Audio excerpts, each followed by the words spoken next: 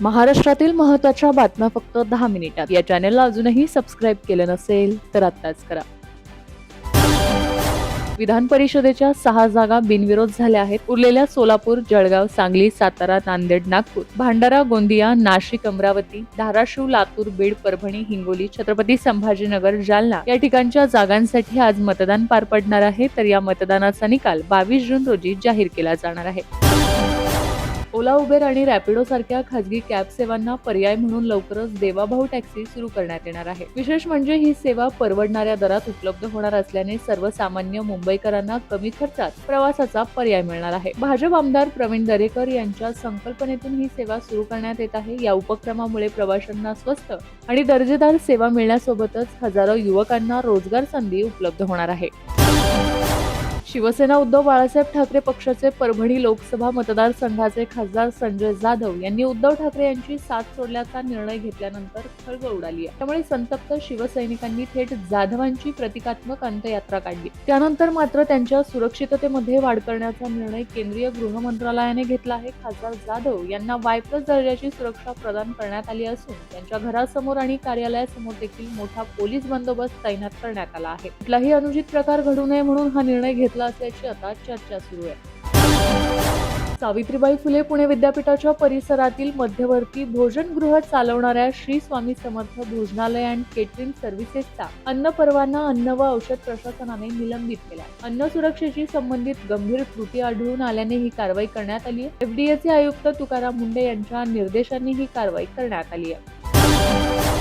अमेरिकेचे राष्ट्राध्यक्ष Donald Trump आणि इराणचे राष्ट्राध्यक्ष मसूद पेजेश्कियान यांनी दोन्ही देशांमधील संघर्ष संपवण्यासाठी एक सामंजस्य करारावर औपचारिकपणे स्वाक्षरी केल्याची माहिती दोन्ही देशांच्या अधिकाऱ्यांनी दिली आहे.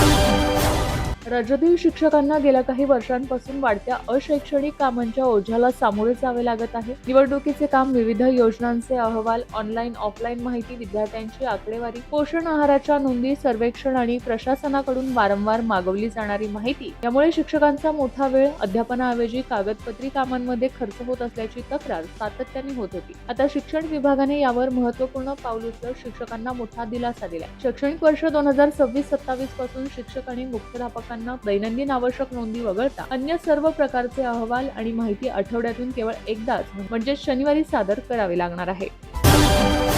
राज्यातील धार्मिक, राजकीय आणि सामाजिक आंदोलनादरम्यान दाखल झालेले 44 खटले मागे घेण्याचा निर्णय मंत्रिमंडळ उपसमितीने घेतला असून तशी शिफारस शासनाला करण्यात आली आहे. यासंबंधीची माहिती राज्याचे मंत्री आणि मंत्रिमंडळ उपसमितीचे अध्यक्ष आशिष शेलार यांनी दिली आहे.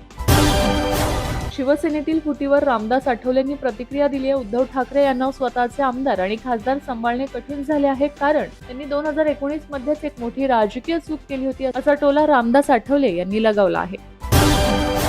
घटस्फोटित पत्नीला पतीच्या निधनानंतर त्याच्या वारसाकडून अथवा त्याच्या संपत्तीतून वाढीव पोटगी मागण्याचा अधिकार नाही. ती जिवंत असेपर्यंत तो अधिकार राहतो. त्याच्या मृत्यूनंतर हा वैयक्तिक हक्क संपुष्टात येतो, असा महत्त्वपूर्ण निर्वाळा उच्च न्यायालयाने दिला आहे. महाराष्ट्र नवनिर्माण सेनेचा 20 जून रोजी मुंबईत मोठा मेळावा होणार आहे. या बैठकीत पक्षाच्या भविष्यातील राजकीय भूमिका, संघटन, बळकटीकरण, आगामी निवडणुकांच्या तयारीबाबत सविस्तर चर्चा होण्याची शक्यता आहे. पक्षाचे प्रमुख नेते आणि पदाधिकारी उपस्थित राहणार असून महत्त्वपूर्ण निर्णयांची घोषणा होण्याकडे कार्यकर्त्यांचे लक्ष लागले आहे.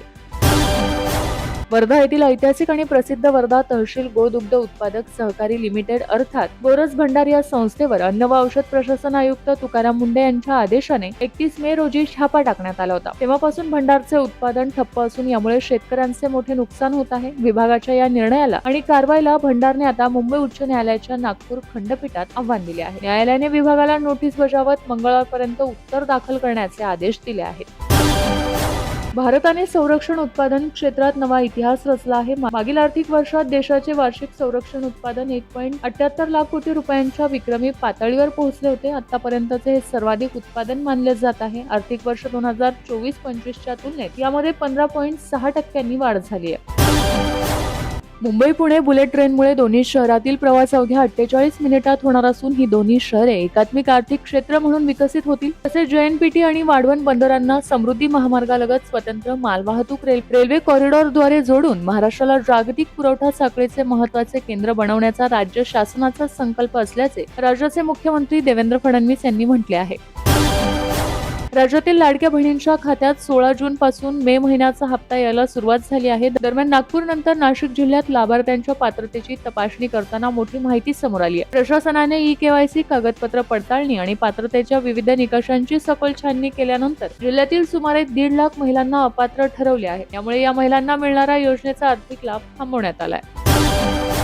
महाराष्ट्र विधान परिषद निवडणुकांच्या पार्श्वभूमीवर प्रशासनाने कायदा आणि सुव्यवस्था कायम राखण्यासाठी महत्त्वाचे निर्णय घेतले आहेत. 18 जून रोजी होणाऱ्या मतदान आणि 22 जूनच्या मतमोजणीपूर्वी नाशिक आणि सोलापूर जिल्ह्यांमध्ये दारू विक्रीवर तात्पुरती बंदी लागू करण्यात आली आहे. जिल्हाधिकाऱ्यांनी या संदर्भात अधिकृत आदेश देखील जारी केला आहे.